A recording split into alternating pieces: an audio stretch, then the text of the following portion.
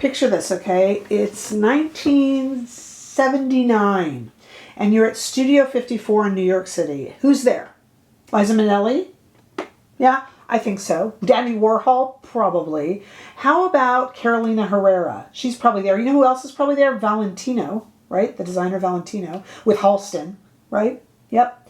And doing God knows what in the bathrooms, right? I mean, you know, it was Studio 54. And we're getting a little bit of that vibe here today because we're going to look at two new products from Carolina Herrera Beauty and Valentino Beauty, both known for making the party scene in the 70s and 80s, and both known for their fashion, but both have beauty lines. And we're going to look at two new products from them today with me, Rebecca, on Not Fit for Print Beauty. I am a fashion and beauty journalist. I love that era, by the way, of fashion in New York City. I have worked with some of the biggest names of fashion and beauty for well over 20 years, and that has given me the confidence and the spirit to bring Not Fit for Print Beauty right here to YouTube to give you a little bit of a digital beauty magazine to look through every day or so. All right, let's go ahead and get started. This is actually my first foray into Carolina Herrera on the beauty side of things. This is her Nude Couture Serum Foundation. It's a hybrid formula that they say is kind of the best of the traditional foundation and a serum foundation. We shall see about that. It is adaptable for 99% of skin shades. It is $70. And I got the shade Light 280, which I don't love, but I mentioned that enough in the demo. This promises 24-hour radiance, is waterproof and transfer proof and buildable. The brand has also released a new bronzer and a new highlighter. Let me know if you want me to try those. I thought my first foray into the beauty side of this brand, the fashion side I know well, but the beauty side of this brand, I thought we would just start with the foundation. But you can let me know. And we are in the middle of a wear test as well. Now over to Valentino. In the spirit of this video, this is actually probably named for some of those Studio 54 nights. This is the Valentino Spike Hydrating Disco Lip Balm. We've got that really, well, now iconic for Valentino Beauty spiky lipstick case, but this one is in rose gold and very pretty. This comes in 4 high shine shades. It's a balm that melts into the lips. It is $42, $70, $42. We're talking luxury products here.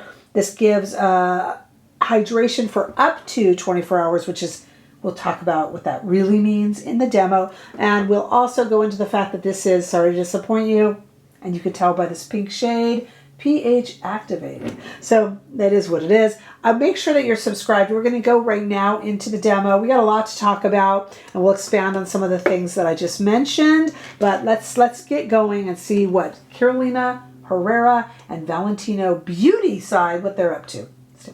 So 16 shades of foundation is hardly what we refer to as the Fenty effect. That's when Fenty first came out with like 50 shades and it pushed everyone else to do the same. But actually the folks over at Carolina Herrera might disagree because they actually say that these 16 shades are so adaptable that they're going to touch on 99% of all skin tones.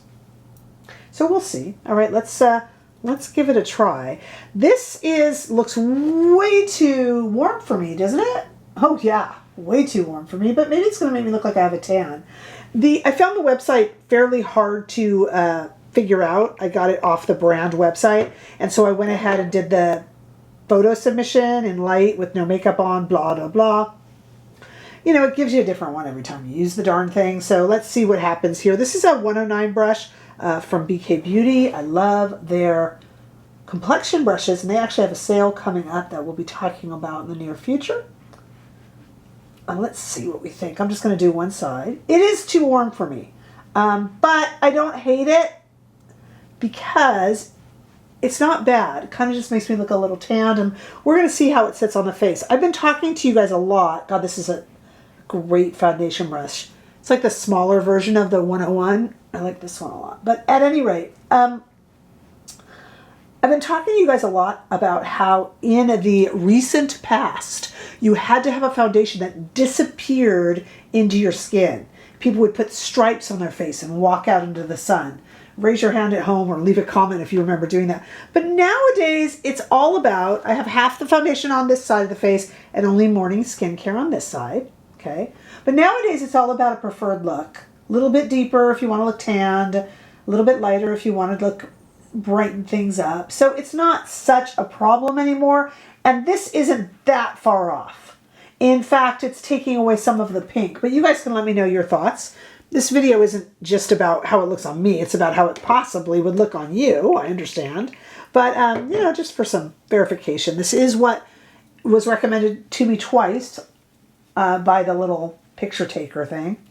I'm not sure those are the most reliable. This is nice. There's no immediate burst of fragrance. As I always tell you guys, I'm not a real ingredient hound, so I can't really speak to whether there is actually fragrance listed, but I'm not being hit with anything. I'm over my cold now, so I'm a little stuffy, but I can smell. And there's nothing that's hitting me. No weird, strange scent. I just did the latest from Benefit, and that had a really weird scent. But it's it went away. This one has nothing. I'm just not smelling anything. And there we go. Yes, definitely feels like a serum foundation, but this one is really interesting because it says it's kind of got the smoothing effect of an actual kind of traditional, you know, creamy foundation, but it says it's got that hydration of a serum foundation. So I can see that. And it's supposed to give me 24-hour radiance while it's waterproof and transfer proof, which is nice. Transfer proof, you're not going to get on your clothes or on your phone. Buildable coverage. You know, there's also a new bronzer and a highlighter. I don't know if I mentioned that. This is $70. Really pretty. I would expect that from Carolina Herrera, but a really pretty packaging here. And we talked about our 16 adaptable shades. So this is the shade Light 280, and it is a little warm for me, but I'm not hating on it. What do you think of it compared to my neck? I could run it down my neck, that's for sure. I want to spice things up a little bit by talking about our Valentino lipstick that I have here, but I'm going to use that as a midway point in our wear test that's going to go all day. So I'll actually see you back. I'm going to fix up my face a little bit, and I'll see you back in quite a few hours for just a little check-in, and that's when we'll try and have a little fun with this new lipstick from Valentino. So for me, that's going to be quite a few hours, but for you, it's going to be just like this. Okay, it's been 4 hours, and I want to do a little bit of a check-in and play with our Valentino lipstick, but I kind of want to fill you in on what I did here. I have done my eyebrows and I have some mascara on. I didn't do any bronzer because this shade is a little too warm for me. It's not bad or anything. It's just a little too warm.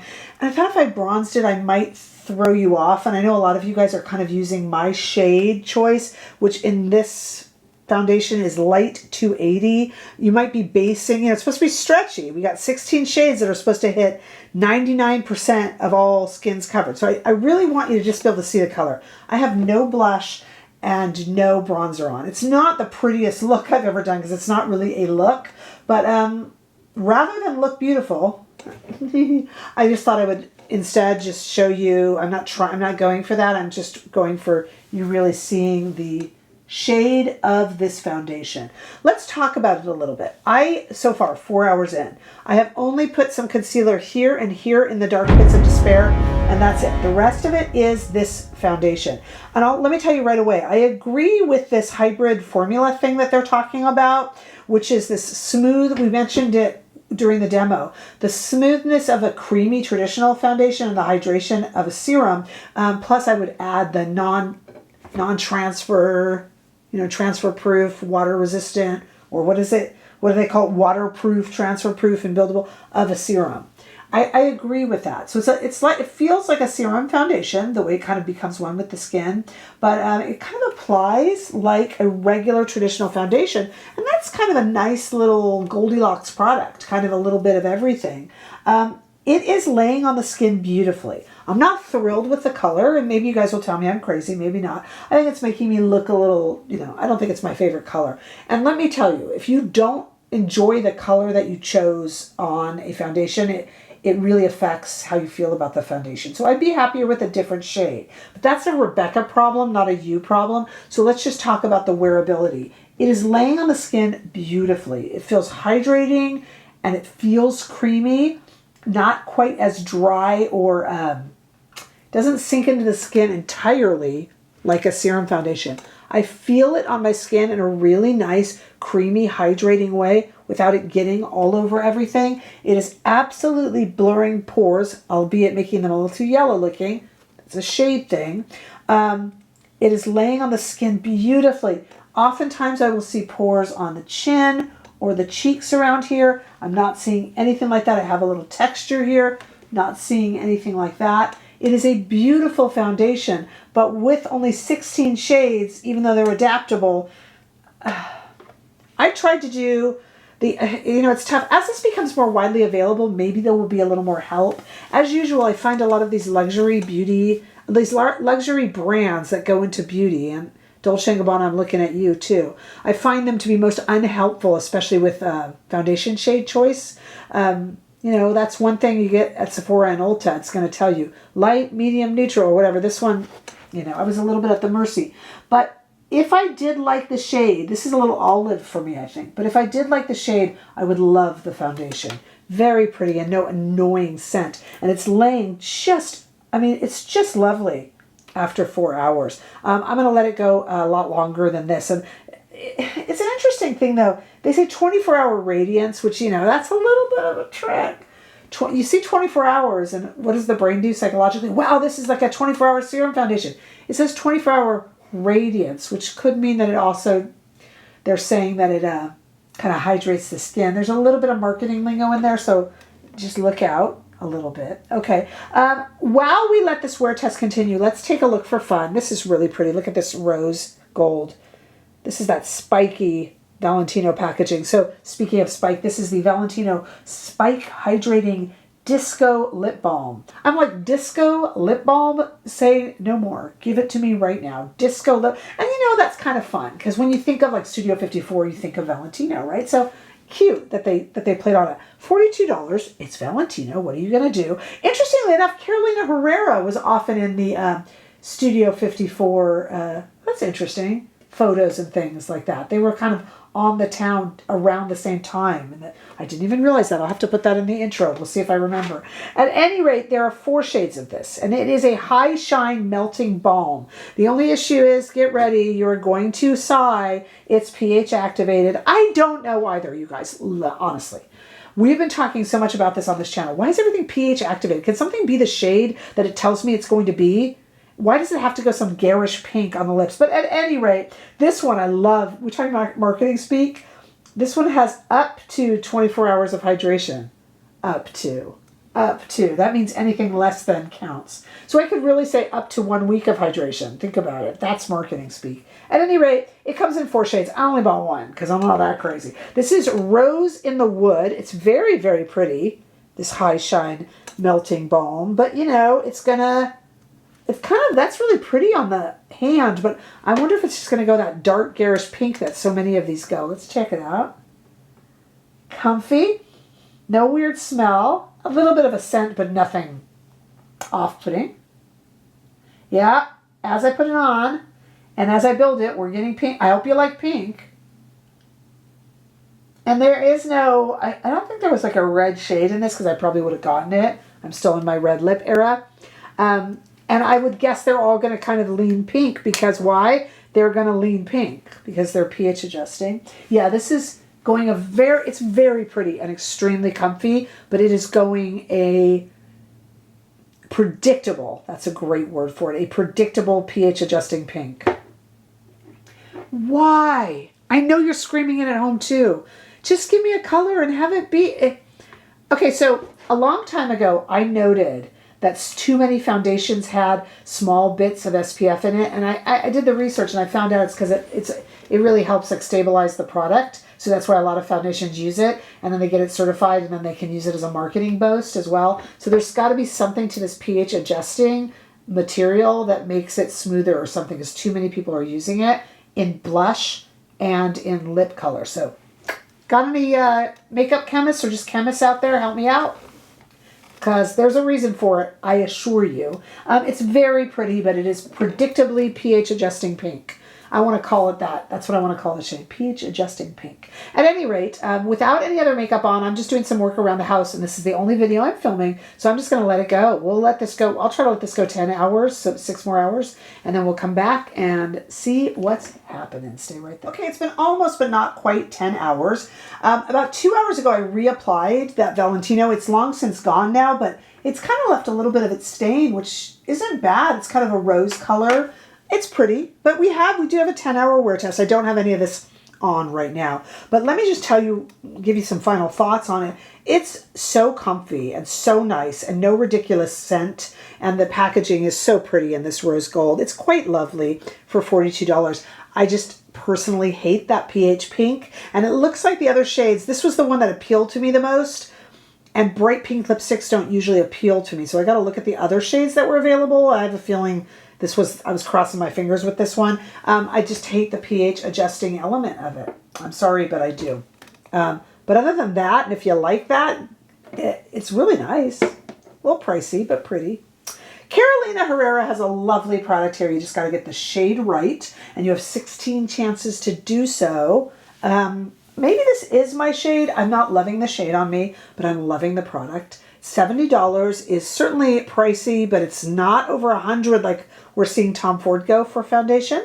I love the hybrid nature of it. I love that it's kind of the best of both worlds, serum or traditional foundation. I do think it's smoothing. I do think it's hydrating. I do think it has the right amount of kind of natural radiance. It doesn't really claim to be anything but just kind of hydrating. So I would say it's got a natural, it lays on the face just beautifully. It is quite lovely. There's like, I mean, it's very promising for the brand in general, and it's worn like iron for these 10 hours, just like iron. So I'm very, very, very pleased with it. I just wish I liked the shade a little more. I want to know what you guys think, and have you tried the Carolina Herrera bronzer or highlighter? I'm kind of curious about that too, but this was my first foray in. And I don't really have a bad thing to say except choose your shade wisely, or tell me if I'm crazy. Maybe you like this shade on me. Let me know. Maybe I'll change my mind. At any rate, really, really nice and really fun. Got lots of new stuff coming up. I've got the new Natasha Denona coming up, and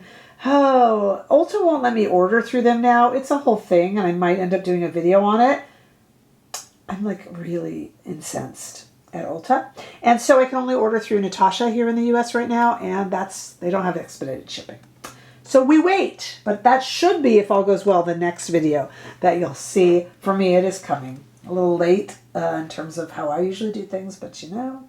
Make sure that you're subscribed for that and everything else coming up. And make sure that you like and share. Come and follow me over on Instagram, TikTok, all that good stuff, Facebook. And join our membership here on YouTube. We have weekly lives. We'd love to see you there. And I look forward to seeing you all in the next video. Bye-bye.